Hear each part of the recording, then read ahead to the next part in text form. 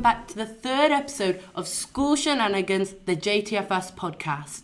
Today we're going to be talking about a day in the life of a year 12. We're going to have a special enrichment chat with our guest, Mrs Massey. We're going to talk about the Gen Z slang, which this week is brain rot. We're going to talk about AI in education and the film of the week. So now I'm joined with Emily. Hello. To talk about what she did at school today. First off, what did you have for breakfast? I had a ham omelette for breakfast that I usually make every morning because it's quite good for my energy. I need the energy during the day. Did you like it? It was very delicious. That's good, very good. So you got to school. How'd you do that? I walked to school. Okay. Is it a very far journey? About 15 minutes. What did you do first? I first had double English literature. Ooh, okay. What's that about? Basically, we did analysing a text, which is The Great Gatsby, and we've just been annotating pages. Okay. Explaining, like, analysing characters and quotes and things like that. Okay, that sounds very nice. What did you have next? After that, I had double drama. Ooh, okay. Are you doing anything specifically in drama? We've just started blocking our play, which is like start creating the scenes. Okay. And have you got like a whole script and that for it, or? Yes, but we're not going to use the whole script. We're going to use like sections from it. Okay, sounds very good. And finally, what did you have last?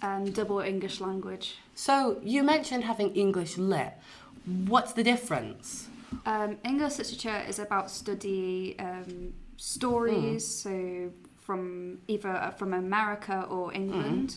So you just analyse the text. While English language is talking about like why we speak a specific way, like language diversity, why people from different groups of people, like for example, different ages, why do we speak differently? For people different genders, why do we speak differently? And also we kind of look at like phonology, where like the sounds we use and.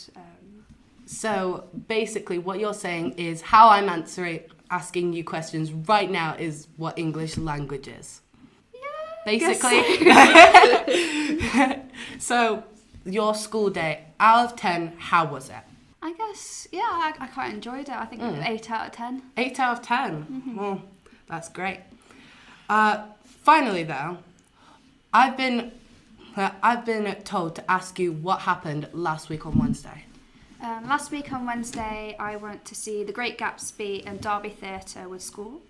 And basically, The Great Gatsby is originally from a book.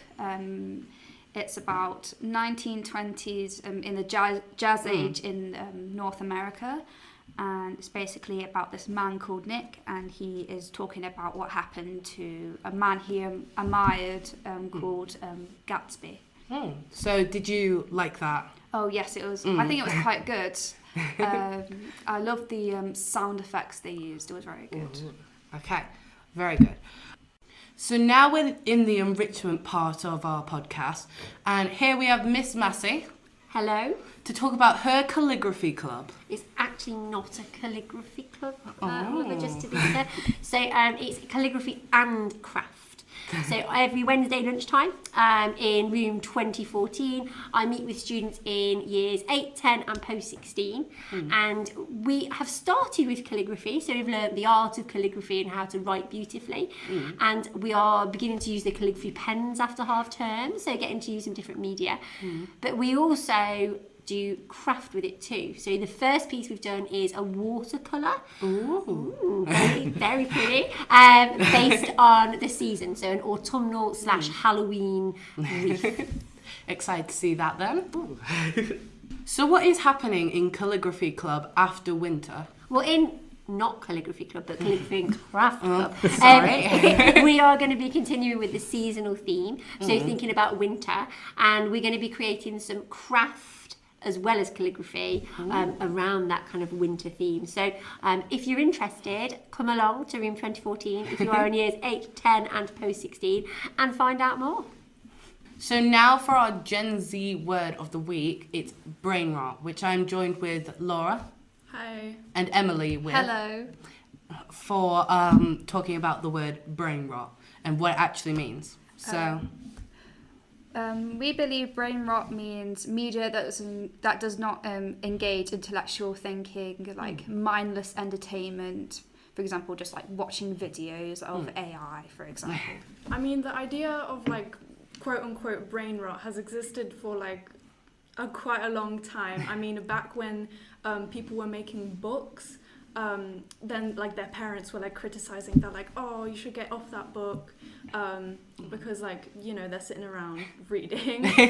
But nowadays it's more considered like this AI generated media and images and just like audio, stuff like that, that doesn't take much thought to make, it doesn't take much thought to consume, right?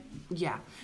And even though it started with like these younger generations, Gen Z, Gen Alpha, it has like breached more to like the older generations, I think. Like there's the stereotype right now that like old people are just like looking at AI videos on Facebook, like that bunnies on the trampoline video that's gone pretty viral recently, I think. So I've also heard the term Italian brain rot. Now, is this similar in any way, or is it completely different? I mean, I think it's just like a specific subsection of this. It's just like, again, really weird pictures with like vaguely Italian sounding names that, again, just got like really popular with the like younger generation. So, producer Mr. Bo Jones is stepping in briefly. I've also heard about some Italian brain rot games, like on Roblox or Fortnite or something. Does anybody know anything about that? Yeah, I know about that. That's like a Roblox game, and it's called, and there are many of those. And I think the most popular one right now is called Steal a Brain Rot. And it's basically about like taking other like 3D brain rots from other people and like keeping them for yourselves. And like... As an older person, I'm so confused by this whole conversation. I don't understand it at all. I think you make money off of them somehow in the game. So, I don't understand. I don't understand anything anymore. Thank you, Emily and Laura, for talking about brain rot with us. Now we're going to move on to our news and education section, which this week it's going to be about AI in school. And I think AI has really grown throughout the years, and it's become a much bigger thing than it was in, like, say, before 2020. Laura, what do you think? Yeah, I mean, like, I remember seeing, like, these random AI generation websites, like, a couple years back, and it would make, like, kind of disturbing pictures trying to recreate, like, human faces, but now it's improved so much that it's been integrated to, like, almost everything we do online. No, I mean, I still remember the old AI Will Smith eating spaghetti. That has Back really in shown the day, like, guys. the improvement of AI over the years. So how is AI affecting children in education? A lot of the time now kids use websites such as ChatGPT to do their work, just like all of their work for them, taking out like any creative thought and like any hard work really. Yeah.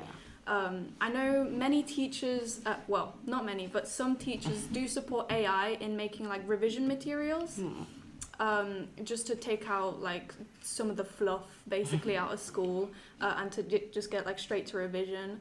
But yeah, and it's just generally not recommended to do like creative thinking, like I said. What about you, Caleb? I mean, it's really affected how like universities and like A levels, for example, for our like for DT A levels, we've got our NEA, where it's like coursework throughout like part of the year. Yeah. But now we've got AI, it's really changed how they've had to mark and like make sure that this like our coursework is like it's made by us. Yeah, so we're not like paid for like plagiarism or something.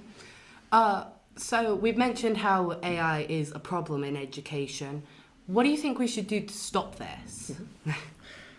Me personally, as someone who takes environmental science and who cares about their environment, I say to like use as little AI as possible, since it does take up a lot of like fresh water, and it is affecting like real communities of people in water scarce areas.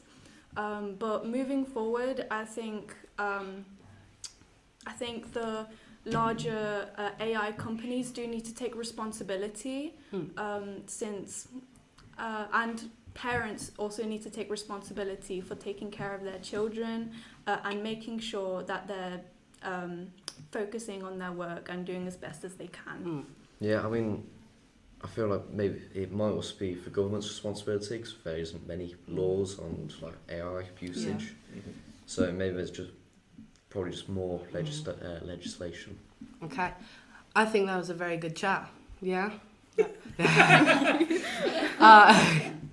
So now we're going to move over to our Film of the Week section. Yeah.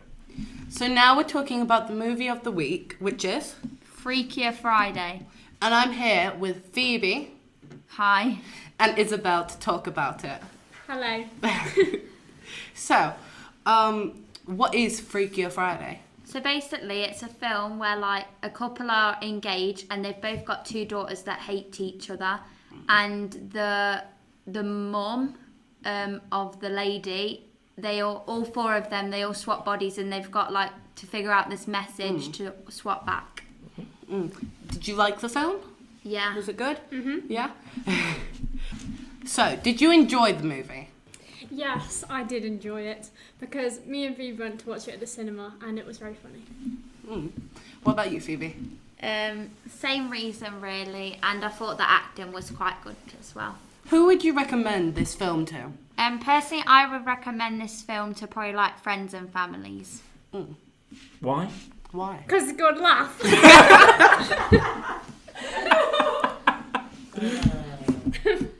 So if you could give the movie a rating out of 10, what would you give it? That's 7. Like a 7 too. Why? We just had why. Oh, and by the way, I've got a question for you, sir. If you could swap bodies with someone for a day, who would you swap bodies with? Well, that is a very good question. I think I might swap with Mr. Jordan down in drama, because I did drama for A-level, and I feel like I would like to see what teaching drama is like in school and how different it is from being a French teacher. Nice. Thank you. And then wrap up, please, Oliver. So, now we're going to move on to wrapping up the whole podcast. Thank you for listening to episode 3 of School Shenanigans. We hope you enjoyed it, because...